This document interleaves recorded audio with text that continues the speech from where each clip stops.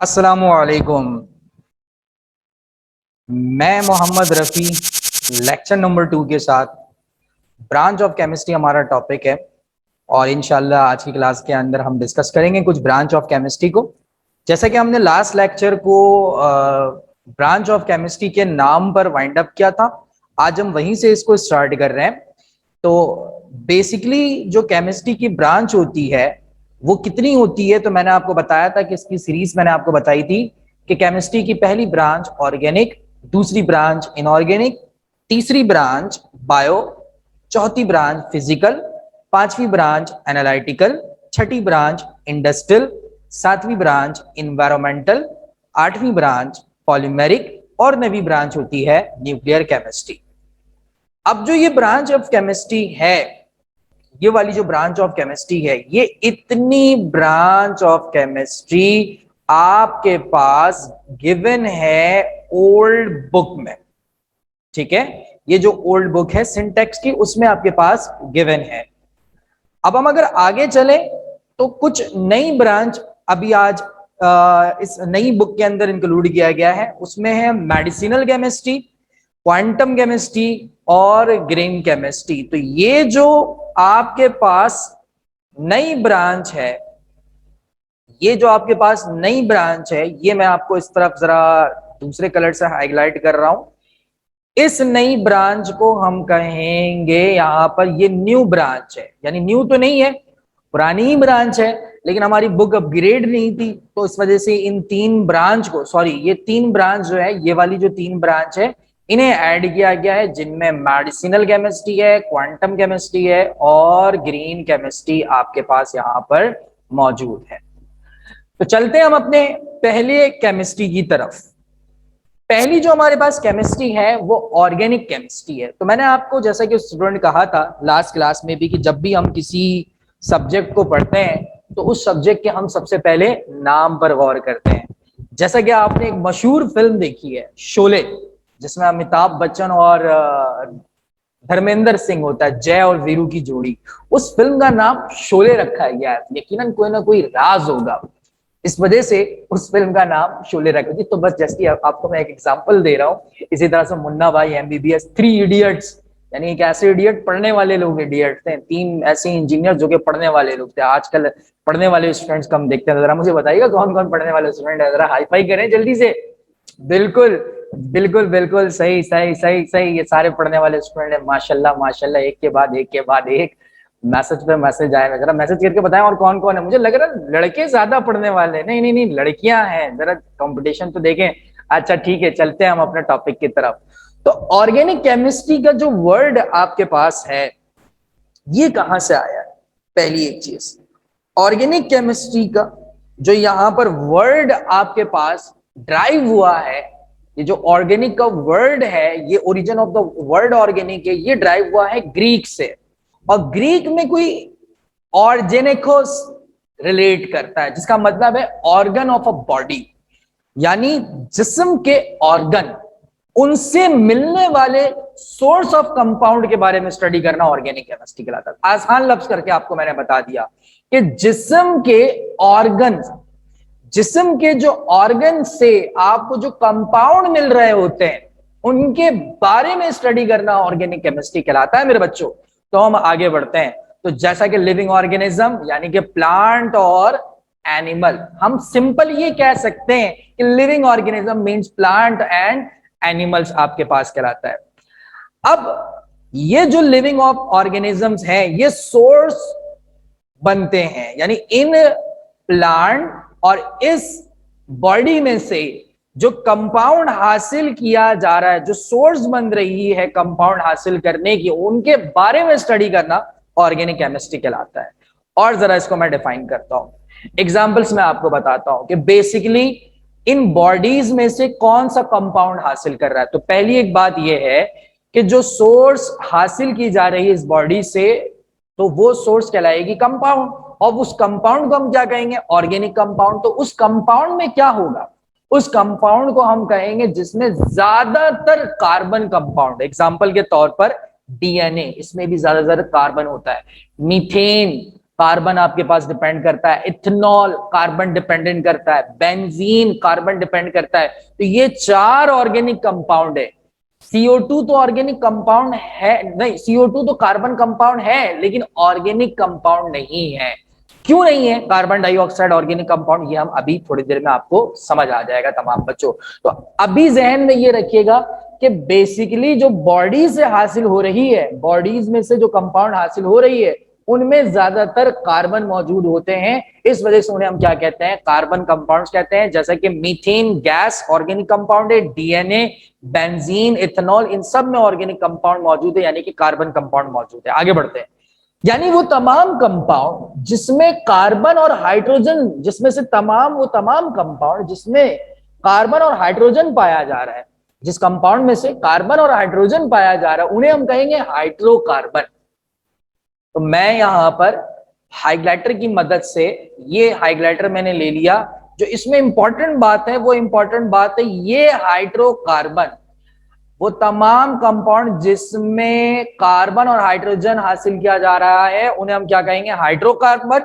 और उन्हें ही हम क्या कहेंगे, ऑर्गेनिक कंपाउंड यहां पर कहेंगे। ठीक है, तो याद हो गया होगा बच्चों के क्या बताया आपको कि ऑर्गेनिक केमिस्ट्री का वर्ड ग्रीक से निकला है, ऑर्गेनिकोस से, जिसके मतलब होती है ऑर्गन ऑफ अ बॉडी। हम ये कह सकते हैं कि लिविंग ऑर्गेनिज्म मतलब प्लांट और एनिमल के बारे में डिस्कस करना, ऑर्गेनिक कंपाउंड नहीं, उनके ऊपर डिस्कस नहीं करना, उनसे मिलने वाली सोर्स के ऊपर डिस्कस करना। और सोर्स को क्या कहेंगे, कंपाउंड्स कहेंगे। और उन कंपाउंड्स में क्या मौजूद होगा, कार्बन मौजूद होगा, तो उन्हें हम क्या कहेंगे, कार्बन कंपाउंड्स कहेंगे। तो ये 4 आपके मेजर कार्बन कंपाउंड्स है। और बेसिकली क्या हुआ कि वो तमाम कंपाउंड जिसमें मौजूद हो कार्बन और हाइड्रोजन, उन सब कंपाउंड को क्या कहेंगे, हाइड्रोकार्बन, और उन्हें ही क्या कहेंगे, ऑर्गेनिक कंपाउंड्स। ठीक है, आगे बढ़ते हैं। ऐसे वो तमाम कंपाउंड जो कि कार्बन और हाइड्रोजन भी हो और साथ में कुछ एडिशनल एलिमेंट भी हो, लाइक ऑक्सीजन, नाइट्रोजन, फ्लोरीन, ये तमाम कंपाउंड भी। एग्जांपल के तौर पर मैं आपसे एक सवाल पूछता हूं, क्या ग्लूकोज ऑर्गेनिक कंपाउंड है? मुझे जवाब दीजिएगा, क्या ग्लूकोज ऑर्गेनिक कंपाउंड है? बच्चों जवाब दीजिएगा, यस और नो, जल्दी जल्दी से टाइप करें, वाई या एन। क्या ग्लूकोज ऑर्गेनिक कंपाउंड है? तो आप कहेंगे बिल्कुल ग्लूकोज ऑर्गेनिक कंपाउंड। तो ग्लूकोज का फॉर्मूला क्या होता है, बहुत सिंपल है, सबको याद होगा, C6H12O6। C6H12 तक तो हम कहेंगे और हाइड्रोकार्बन, उन्हें हम ऑर्गेनिक कंपाउंड कहेंगे। लेकिन O2 लग गया, अदर एलिमेंट्स लग गया, एडिशनल एलिमेंट लग गया, उन्हें हम क्या कहेंगे, उन्हें हम कहेंगे डेरिवेटिव।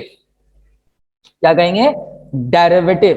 तो हाइड्रोकार्बन और उसके डेरिवेटिव, डेरिवेटिव कौन, डेरिवेटिव बच्चों कौन, तो मैं आपको बताता हूं डेरिवेटिव कौन है। यहां पर ये हाइलाइटर से बता रहा हूं, डेरिवेटिव कौन, ये ऑक्सीजन, येलो कर दिया ऑक्सीजन को, ये नाइट्रोजन और ये फ्लोरीन, इन तमाम का एडिशनल एलिमेंट्स भी आ जाए तो इन बारे में भी स्टडी करना, ऑर्गेनिक कंपाउंड होगा।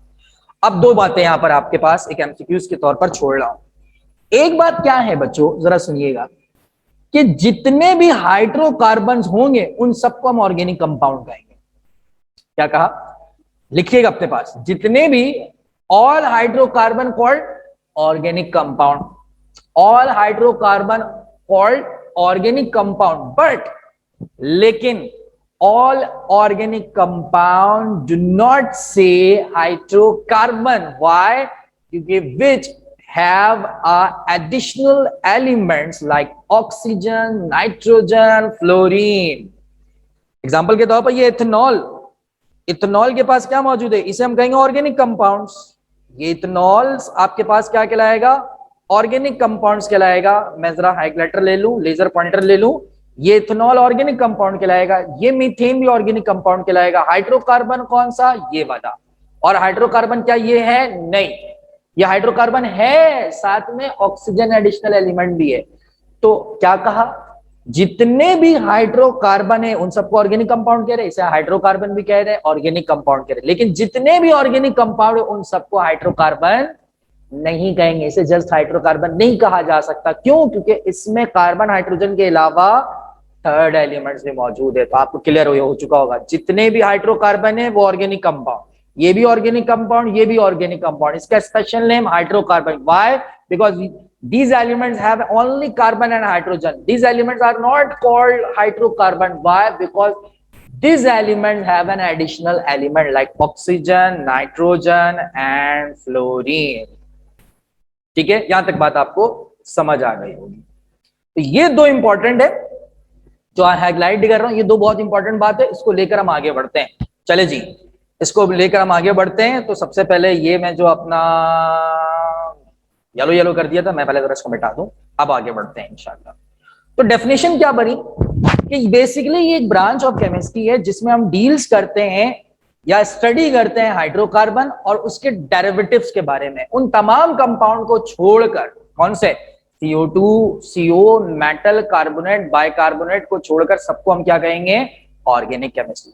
थोड़ी देर पहले एक पिक्चर आपके पास आया था, ठीक है। इस पिक्चर में मैंने आपको कहा था कि जो ये CO2 है, ये CO2 है, ये ऑर्गेनिक कंपाउंड नहीं है। क्यों नहीं है? तो देखिए यहां पर CO2 लिखा हुआ है कि ऑर्गेनिक कंपाउंड नहीं है, इसको छोड़कर। क्यों नहीं है? अब आप देखें, ये मैंने कुछ एलिमेंट्स लिखे हैं, इसमें मैंने कुछ फॉर्मूला लिखा है। उन फॉर्मूलेस को हम यहां पर क्या कहेंगे? जैसा कि मैं यहां पर कह रहा हूं कि ये फॉर्मूला है बाइकार्बोनेट्स का, ये फॉर्मूला है कार्बोनेट्स का, ये फॉर्मूला है कार्बन डाइऑक्साइड का, ये फॉर्मूला है सोडियम बाइकार्बोनेट का, ये फॉर्मूला है साइनाइड का। अब मैं हाइलाइटर लेता हूं, ये जो बाइकार्बोनेट्स हैं इनके वर्ड में आखिर वर्ड क्या आ रहा है? तो मैं इसे हाईलाइट कर रहा हूं, इसमें वर्ड आ रहा है ATE।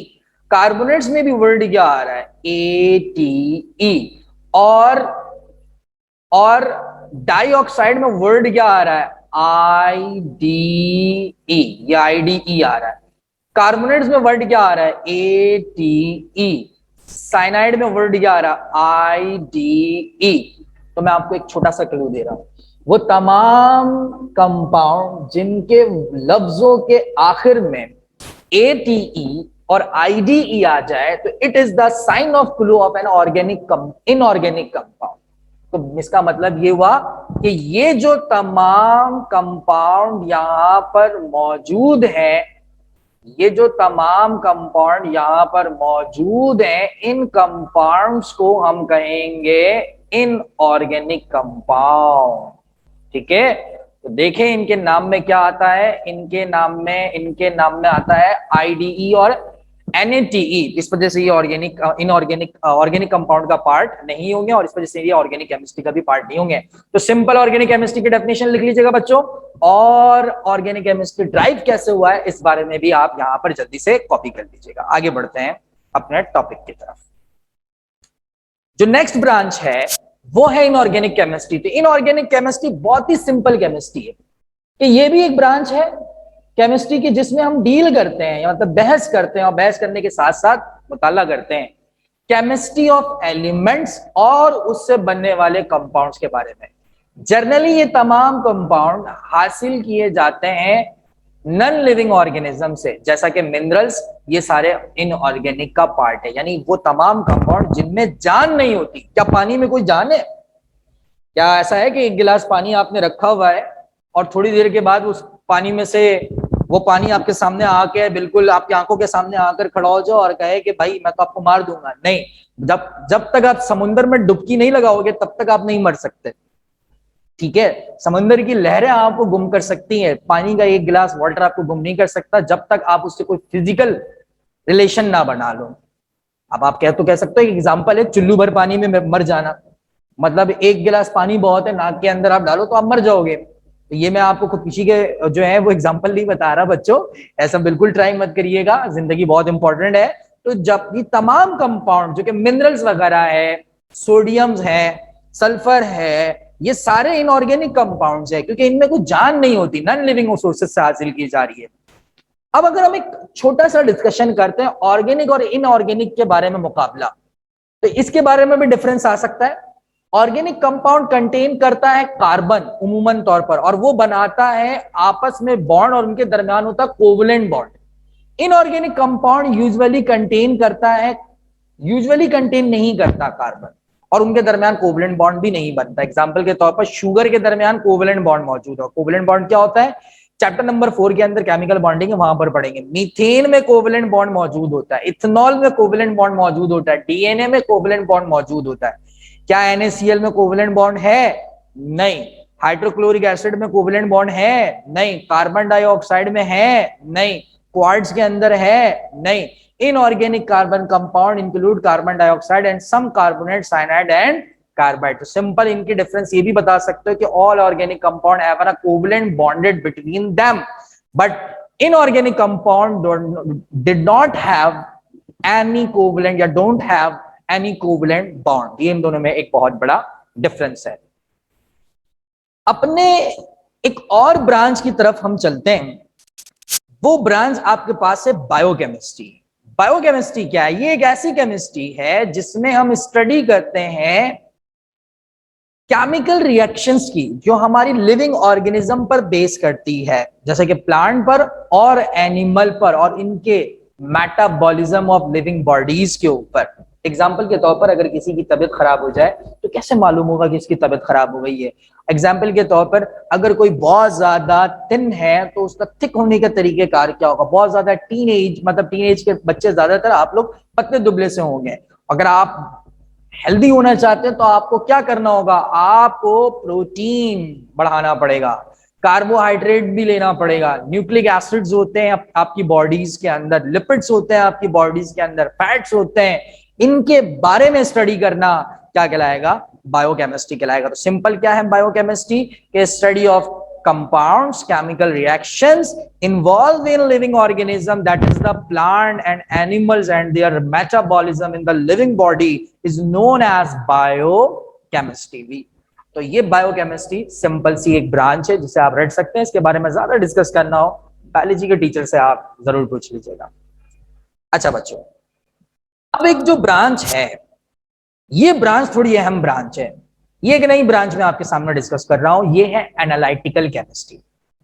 एनालिटिकल केमिस्ट्री उस केमिस्ट्री को कहते हैं जिसमें किसी सब्सटेंस के बारे में इंफॉर्मेशन मिल जाए, यानी कि किसी सब्सटेंस की कंपोजिशन पता चल जाए। मैं यहां पर हाईलाइट कर रहा हूं, किसी सब्सटेंस की कंपोजिशन पता चल जाए और किसी सब्सटेंस की क्वालिटी पता चल जाए। अगर किसी सब्सटेंस की कंपोजिशन और उसकी क्वालिटी के बारे में डिस्कस कर रहे हैं तो आप यहां पर सिंपल ये कह सकते हैं कि आप उन सब्सटेंस के एनालिसिस के बारे में डिस्कस कर रहे हैं। एनालिसिस दो चीजों पर बेस करता है मेरे बच्चों, एक बेस करता है क्वांटिटेटिव एनालिसिस और एक बेस करता है क्वालिटेटिव एनालिसिस। एक हमें यह मालूम करना है कि जो सब्सटेंस हमने हासिल किया है उस सब्सटेंस में क्वांटिटी क्या है, यानी कौन से सब्सटेंस की कितनी क्वांटिटी है। एक हमें यह मालूम करना है कि जो सब्सटेंस हमने हासिल किया उनको कितने डिफरेंट कंपाउंड से मिलाकर बनाया गया। एग्जाम्पल के तौर पर मैं यहां पर लेता हूं सॉफ्ट ड्रिंक और एक तरफ में एग्जाम्पल लेता हूं सिगरेट। यकीनन एक बहुत मशहूर गाना संजय दत्त का आपने सुना होगा, सिगरेट के धुएं का छल्ला बना के कॉलर जरा सा ऊपर चढ़ा के। सुना होगा भाई बच्चों, है मजा आ रहा है? हाँ, ये सब काम में तो मजा आता है तमाम बच्चों को। तो दो मैंने यहाँ पर बेस किया है, एक सॉफ्ट ड्रिंक और एक मैंने बेस किया है सिगरेट। ये दोनों चीजें लड़के बड़े खुश हो रहे हैं माशाल्लाह से, सॉफ्ट ड्रिंक और दूसरा सिगरेट। अब मैं आपसे ये पूछूं सॉफ्ट ड्रिंक का फॉर्मूला क्या है? आप बताओ ना लड़कों, बड़ा मतलब मजा आ रहा था ना। अब बताओ क्या कमेंट है, क्या है सॉफ्ट ड्रिंक का फॉर्मूला? तो मेरे बच्चों सॉफ्ट ड्रिंक का फॉर्मूला होता है H2CO3। इसे हम कहते हैं ये तो कार्बोनेट कहलाएगा। क्या कहलाएगा? कार्बोनेट आपके पास कहलाएगा। तो इसे हम यहां पर क्या कहेंगे? इसे कहेंगे H2CO3। ये सॉफ्ट ड्रिंक का फॉर्मूला है। इसमें दो चीजें, यानी अगर इसको अगर तोड़ा जाए ना तो इसको जब हम तोड़ेंगे तो एक ये टूटेगा CO2 में और एक ये टूटेगा वाटर में। ये दो चीजों में ये टूटेगा, एक CO2 में और एक वाटर में। मैं एक छोटी सी आपको नॉलेज दूं, ये नॉलेज क्या है जरा सुनिएगा। जब भी कार्बोनेट्स को यानी CO3 को तोड़ा जाएगा तो वो अपने पहले हिस्से में प्रोड्यूस करेगा अपने अंदर से ऑक्सीजन, जिसकी क्वांटिटी बहुत मिनिमम होगी, और जो ज्यादा क्वांटिटी होगी वो आपके पास होगी CO2। तो समझ गए, ये CO3 में से पहले CO2 टूटा, ये अलग हो गया, और ऑक्सीजन जाकर इस H2 से रिएक्ट करके क्या बना लिया, वाटर का मॉलिक्यूल। अब मैं आपसे एक सवाल यहां पर पूछता हूं कि ये बताएं कि सॉफ्ट ड्रिंक के अंदर कार्बन डाइऑक्साइड कितना यूज हुआ है। सॉफ्ट ड्रिंक के अंदर कार्बन डाइऑक्साइड कितना यूज हुआ है, यानी जो सोडा है, सॉफ्ट ड्रिंक को तो सोडा कहेंगे, यहां पर सोडा कहेंगे, तो उसमें CO2 की कॉन्सेंट्रेशन क्या है। इसी तरह से मैं एक तरफ पूछ रहा हूं कि ये बताएं सिगरेट में कौन कौन सा केमिकल यूज हुआ, जब तो इतने ब्रांड के सिगरेट है, लड़कों को पता होगा ब्रांड ऑफ सिगरेट क्या है, सबसे अच्छा ब्रांड कौन सा है, सोना पत्ती, गोल्ड लिफ। उसके बाद ब्रांड क्या है, उसके बाद ब्रांड है डेनिल, बेंसन, ये देखिए मार्वल का भी कोई कह रहा है वो बहुत सस्ता है, कैप्सन बहुत सस्ता है, ये सारे ब्रांड है। तो भाई डिफरेंट ब्रांड क्यों बनाया गया, क्योंकि उसके अंदर डिफरेंट केमिकल यूज किए गए। तो सिगरेट में कितने तरह के केमिकल है, hexamine, toluene, butane, nicotine, acetic acid, methanol, acetones, cadmium, carbon monoxide, arsenic, benzene, ammonia, stearic acid. जलाने में कभी सोचते हो क्या इतने केमिकल यूज किए गए, जलाने में कभी सोचते हो कि इतने केमिकल यूज किए गए, नहीं, कभी भी नहीं सोचते, कभी भी नहीं सोचते, है ना बच्चों, कभी भी नहीं सोचोगा कि जलाते वक्त हमने इतना केमिकल यूज किया है इसके अंदर। जब तो कहते हैं सिगरेट नोशी आपके सेहत के लिए ठीक नहीं है, वजारत सेहत, है ना, यहाँ पर आपको सेंटेंस भी इंग्लिश में दिया जाता होगा। तो बताने का मकसद क्या है, बताने का मकसद ये है कि अगर ये पता चल जाए, इसी को ले लो ना, सॉफ्ट ड्रिंक को ले लो, सिगरेट को छोड़ो ना भाई, सॉफ्ट ड्रिंक को ले लो, अगर ये पता चल जाए कि कौन सी कंपनी ने सॉफ्ट ड्रिंक के अंदर कौन सा कंपाउंड यूज किया और उसमें एडिशनल चीजें यूज करके हम डिफरेंट कंपाउंड बना सकते हैं, जैसे फांटा है, कोका कोला है, स्प्राइट है, पेप्सी की भी तो ब्रांड है, 7 अप है, पेप्सी है, मरिंडा है। तो ये दोनों का कंपटीशन क्यों है, इनके केमिकल्स की वजह से। तो एनालिटिकल केमिस्ट्री क्या हुई, एनालिटिकल केमिस्ट्री के अंदर जो बात मैं आपको बताने जा रहा हूं कि पहली ये है कि किसी मैथड और टेक्निक के जरिए, किसी मेथड और टेक्निक के जरिए ये बात मालूम हो जाए कि हम इस सब्सटेंस के अंदर कौन सा कंपाउंड डिटरमाइन कर रहे हैं और उसमें कौन सा एलिमेंट है, या सिंपल ये कह सकते हो कि किसी सब्सटेंस की कंपोजिशन और उसकी क्वालिटी क्या है, उस बारे में स्टडी करना क्या कहलाएगा, एनालिटिकल केमिस्ट्री आपके पास कहलाएगा। तो ये एक डेफिनेशन हो गई, एनालिटिकल केमिस्ट्री की डेफिनेशन हो गई।